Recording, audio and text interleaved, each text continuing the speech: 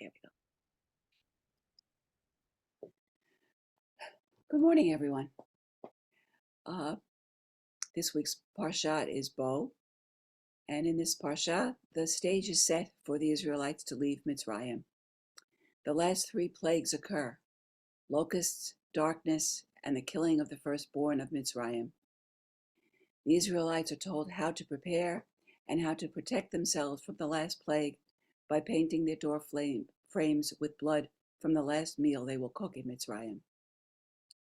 They're instructed to remember their liberation in perpetuity. They, their animals, and a mixed multitude of other people leave from Ramses and journey to Sukkot, and are told that the firstborn of both human beings and beasts will be consecrated to God. I want to go back to the ninth plague and try to figure out why darkness was the penultimate plague. All the previous plagues had to do with the natural world, afflicting the Nile, animals, beasts, and people with blood, spoils, frogs, and disease of the animals, and more. In chapter 10, verses 21 to 23, Moshe is told by God to lift his arm toward the sky, that there may be darkness upon the land of Mitzrayim, a darkness that can be touched.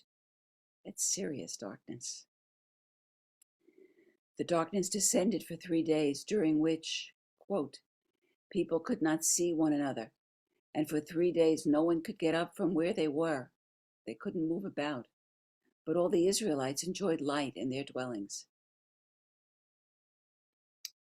I have a new source book, I'll show you later, which quotes Rabbi Isser Zalman Meltzer, who was of Volozhin and later Jerusalem. He died in 1953.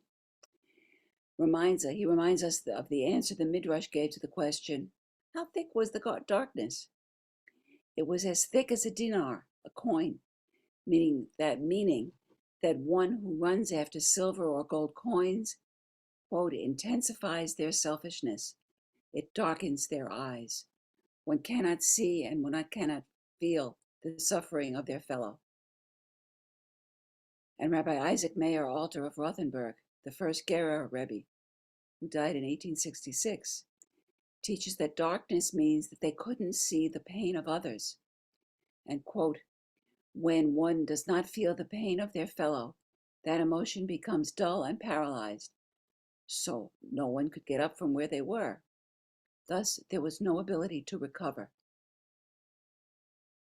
This serves to remind us that when we're caught up in the busyness of our lives, of earning a living, taking care of our families, we can easily push aside and forget that other people might have problems we can help with, or that they might need our listening heart. Rabbi Israel Salanter, who died in 1883, the founder of the modern Musar movement, taught, a pious person is not one who worries about their fellow human soul and their own stomach. A pious person worries about their own soul and their fellow man's stomach. Okay, so a pious person doesn't worry about their fellow human soul and their own stomach. They worry about their own soul and their fellow man's stomach.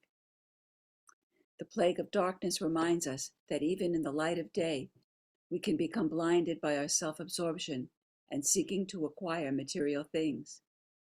We literally cannot see the pain of another and the large-scale issues that threaten our society and the world. By rising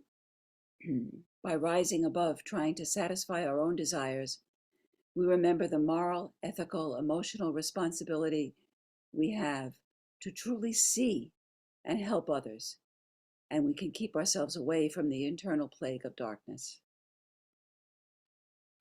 That's it.